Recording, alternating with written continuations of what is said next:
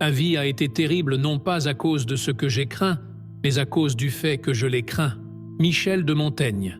Imagine te réveiller chaque jour avec un poids invisible sur les épaules. Un poids fait de « et si j'échoue? Et si ça ne marche pas? Et si on me juge ?» Maintenant, imagine jeter ce poids d'un seul coup. Ça semble impossible? Michel de Montaigne, le philosophe qui riait de sa propre mort, a montré que non seulement c'est possible, mais que c'est la seule manière de vivre vraiment. L'inquiétude est une prison sans barreaux. Tu n'es pas enfermé par un ennemi, mais par toi-même. Les anciens stoïques le disaient déjà. La souffrance ne vient pas des faits, mais de notre interprétation d'eux. Montaigne est allé plus loin. Il n'a pas seulement accepté cette idée, il en a fait un art, alors que d'autres philosophaient dans des tours d'ivoire. Lui écrivait sur des coliques, des peurs et même des calculs rénaux. Pourquoi? Parce que la vie réelle est sale, imprévisible et pleine de contretemps. Essayer de la contrôler, c'est comme retenir du sable avec les mains ouvertes. Pense à l'homme moderne, rempli de projets, d'objectifs, de factures à payer. Il croit que s'il s'inquiète assez, il pourra éviter le désastre. Mais la vérité est cruelle. L'inquiétude n'évite rien. Elle vole seulement le présent. Montaigne le savait. Il a voyagé, est tombé malade, a perdu des amis, et pourtant, il a trouvé la paix. Pas en ignorant les problèmes, mais en cessant de croire qu'il pouvait les dominer. Voici le secret. L'inquiétude est une addiction socialement acceptée, mais une addiction. Tu vérifies ton téléphone 50 fois par jour, juste pour être sûr. Tu planifies chaque minute comme si c'était une stratégie de guerre. Et à la fin, l'imprévu gagne toujours. La tempête fait s'effondrer la maison, l'amour s'éteint, le corps tombe malade. Montaigne en riait, pas par cruauté, mais parce qu'il comprenait que la seule certitude est l'incertitude. Regarde la nature, les oiseaux ne sèment ni ne moissonnent, et pourtant ils chantent. Les arbres ne se pressent pas, et pourtant ils grandissent. L'être humain, il souffre par anticipation. Il invente des problèmes qui n'existent pas encore. Montaigne appelait cela la maladie de l'imagination.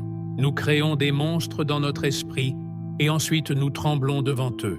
Et si tu t'arrêtais, pas par paresse, mais par sagesse? Les Japonais ont un terme, shuganai. Ce qui ne peut être changé doit être laissé de côté. Montaigne dirait la même chose, mais avec un verre de vin à la main et un sourire aux lèvres. Il n'était pas un moine ascète, c'était un homme qui aimait la vie, les plaisirs, les conversations. Et précisément pour cela, il a refusé de la gâcher avec des angoisses inutiles. Voici un test. Pense à la dernière fois où quelque chose de vraiment terrible est arrivé. Maintenant, rappelle-toi combien d'heures tu as passées à souffrir pour des choses qui ne se sont pas produites. Montaigne écrivait « J'ai peur de la peur ». Il savait que le pire n'est pas la douleur, mais la terreur anticipée. Le soldat qui affronte la bataille souffre souvent moins que le recrue qui tremble dans la caserne. Nietzsche, un autre qui a compris le jeu, a dit « Ce qui ne me tue pas me rend plus fort ». Montaigne serait d'accord, mais avec une nuance « Ce qui ne me tue pas ne va probablement pas arriver ». La plupart de nos craintes sont des fantômes. Nous les nourrissons avec notre attention et ensuite agissons comme s'ils étaient réels. Regarde l'histoire. Des rois ont perdu leur couronne par paranoïa. Des artistes ont détruit leurs œuvres par perfectionnisme. Des gens ordinaires ont gâché des années par peur de se tromper. Tout cela est de l'inquiétude déguisée en vertu. Je suis prudent, disons-nous. Mensonge. Nous sommes prisonniers. Montaigne a proposé une révolution silencieuse. Vivre comme quelqu'un qui a déjà accepté le pire. Pas par défaite, mais par libération. Quand tu acceptes que tu peux tout perdre, soudain, tout devient un gain. Chaque jour est un bonus. Chaque rire, une prime. C'est le truc. L'inquiétude essaie de te convaincre que tu dois porter un monde. Montaigne te rappelle, le monde n'a pas demandé ton aide. Alors, ferme les yeux un instant. Sens l'air entrer et sortir. Tu es vivant. Maintenant, c'est le seul moment qui existe. Le reste, ce sont des histoires que nous nous racontons, des histoires que Montaigne avec sa sagesse ironique, a déchiré sans pitié.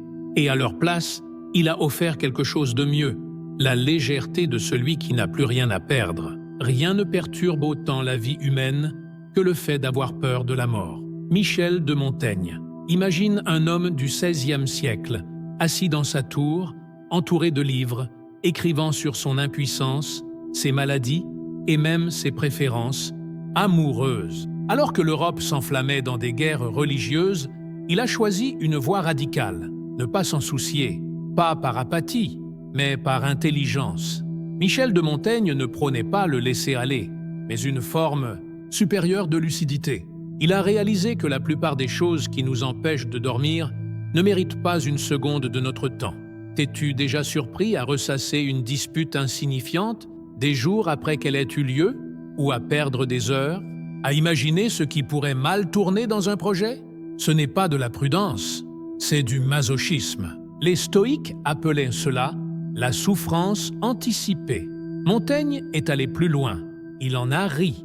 Alors que d'autres se torturaient à essayer de contrôler l'incontrôlable, lui a simplement lâché les rênes. Et, ironiquement, c'est ainsi qu'il a trouvé la liberté.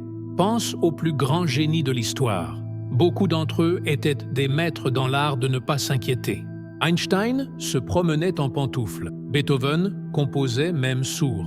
Et Montaigne, il écrivait sur ses flatulences et était pourtant lu par des rois. Pourquoi? Parce qu'il a compris que la véritable sagesse ne réside pas dans la domination du monde, mais dans l'arrêt de la lutte contre lui. Voici une expérience mentale. Tu es coincé dans les embouteillages, en retard pour une réunion importante. Ton esprit commence à s'emballer. Et s'il me vire? Et si ça ruine ma carrière? Maintenant, imagine une autre version. De cette scène, tu es coincé dans les embouteillages, mais au lieu de paniquer, tu respires profondément et écoutes une musique. Les embouteillages n'ont pas changé. Le retard est le même. La seule différence, tu as cessé de nourrir le monstre de l'inquiétude. Montaigne dirait « Le problème n'est pas le fait, mais le drame que tu crées autour de lui ». Lui-même a failli mourir dans un accident à cheval et, au lieu de céder à la panique, il a décrit l'expérience avec une curiosité presque scientifique. Alors que son corps saignait, son esprit observait. C'est l'essence du lâcher-prise. Ne pas fuir la réalité, mais l'affronter sans hystérie. La société moderne nous enseigne que l'inquiétude est synonyme de responsabilité. Si tu n'es pas stressé, c'est que tu ne fais pas assez d'efforts. Quel mensonge! L'anxiété n'est pas un carburant, c'est un frein. Des études montrent que les meilleures performances viennent d'esprits concentrés, pas angoissés. Montaigne le savait intuitivement. Il travaillait, oui, mais il n'a jamais permis que le travail le définisse. Sa plus grande réussite? Avoir vécu sans se torturer pour des broutilles. Regarde les animaux. Un chat ne rumine pas s'il a chassé peu de souris dans la semaine. Un oiseau n'a pas de crise existentielle parce qu'il a volé moins que les autres. Seul l'être humain transforme la vie en tribunal, où il est à la fois juge et accusé. Montaigne a proposé une issue, se traiter soi-même avec la même indifférence généreuse que la nature a pour nous. Et si tu appliquais cela aujourd'hui? Si tu vérifiais moins tes emails? Si tu ignorais davantage les critiques des autres? Si tu disais « non » sans culpabilité? Montaigne n'était pas un moine isolé. Il était politicien, voyageur, un homme qui vivait dans le monde réel. Mais il a choisi de ne pas se laisser consumer par lui. Pendant que d'autres se perdaient dans des intrigues et des ambitions, il écrivait « Ma vie a été pleine de terribles malheurs, dont la plupart ne sont jamais arrivés. Voici l'invitation. Arrête-toi une minute et demande-toi « De quoi ai-je vraiment peur ?» Puis, pose-toi la question « Et si j'acceptais simplement que cela puisse arriver ?» Pas comme une résignation, mais comme une stratégie. Quand tu cesses de fuir le pire scénario, il perd son pouvoir. Montaigne n'était pas un optimiste, naïf. C'était un réaliste qui a découvert le secret. La plupart de nos démons sont en papier. En fin de compte, la seule chose que tu contrôles est l'attention que tu portes à tes fantômes. Ils ne font peur que parce que tu les nourris. Montaigne, avec son écriture franche et son humour sec, nous rappelle « La vie est déjà bien, trop courte pour être gâchée par des soucis qui, demain, sembleront risibles. Le plus grand bien de l'homme est de savoir s'appartenir à lui-même. Michel de Montaigne. Il y a une question qui hante l'humanité depuis que le premier homme a levé les yeux vers les étoiles. Comment vivre? Les religions, les philosophies et les manuels d'auto-assistance ont tenté d'y répondre. Montaigne a fait différemment. Au lieu de créer des règles, il les a brisées. Au lieu de prêcher des certitudes, il a douté. Et, dans ce processus, il a découvert quelque chose de révolutionnaire. Tu n'as pas besoin de l'approbation du monde pour être heureux. Il suffit d'arrêter de demander la permission.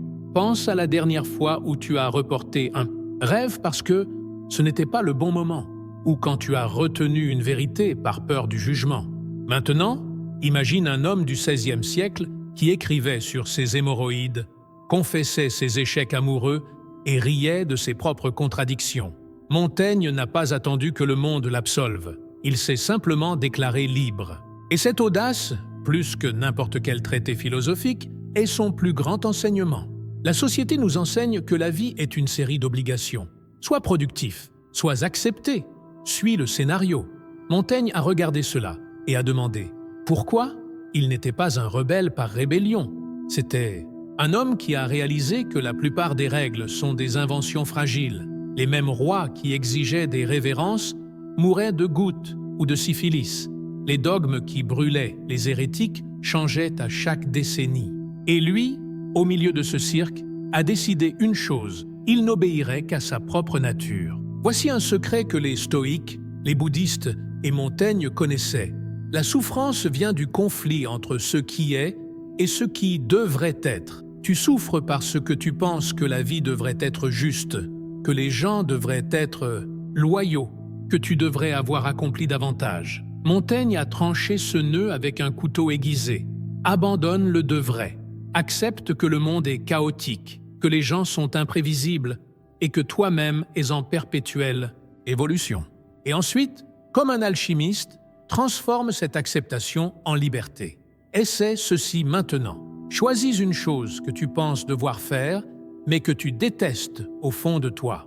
Ça peut être un événement social, un projet, une habitude vide. Maintenant, demande-toi, que se passerait-il si j'arrêtais simplement? Souvent, la seule chaîne est la peur de ce que les autres vont penser. Montaigne a écrit ses essais, non pas pour impressionner, mais pour se comprendre. Et, sans le vouloir, il a créé une œuvre qui a traversé les siècles. Regarde les génies qui ont changé le monde, les artistes, les scientifiques, les révolutionnaires. Qu'ont-ils en commun? Ce n'était pas un talent supérieur, c'était le refus de vivre selon les scripts des autres. Van Gogh a peint, même lorsqu'on le traitait de fou. Darwin a mis 20 ans à publier L'origine des espèces par peur du scandale. Montaigne, il a publié un livre confessant ses faiblesses et, en prime, a inventé un nouveau style littéraire. Morale de l'histoire, celui qui jette le manuel finit par en écrire un meilleur. Tu pourrais rétorquer « Mais je ne suis pas Montaigne, j'ai des factures à payer, des responsabilités. » Lui aussi en avait. Il était politicien, père de famille, gestionnaire de terre. La différence, il n'a pas laissé ses rôles l'engloutir. Il écrivait entre deux réunions, philosophait au milieu des crises. Son génie a été de transformer la vie quotidienne en objet de réflexion, et vice-versa. L'invitation finale est celle-ci. Arrête de te censurer. Dis ce que tu penses, avec élégance, mais sans peur. Fais ce que tu aimes, même petit à petit. Assume tes erreurs. Ce sont tes meilleurs professeurs. Montaigne n'a pas promis un bonheur éternel. Il a offert quelque chose de mieux, l'authenticité. Et il n'y a pas de liberté plus grande que celle-là. Quand tu cesses de te préoccuper de la scène imaginaire où tu crois être jugé, quelque chose de magique se produit. La vie devient une conversation entre toi et le monde, sans filtre, sans script. Et, ironiquement, c'est ainsi, léger, sans prétention, presque en jouant, qu'on écrit une histoire digne d'être retenue. Montaigne est mort en 1592, entouré d'amis et de bon vin. Son dernier geste fut de demander une messe simple, sans pompe. Jusqu'à la fin, il a rappelé à tous « Tu n'as pas besoin de grandeur pour avoir une grande vie. Il suffit d'arrêter de prendre trop au sérieux ce qui, en fin de compte, n'est qu'un passage bref et merveilleusement imprévisible.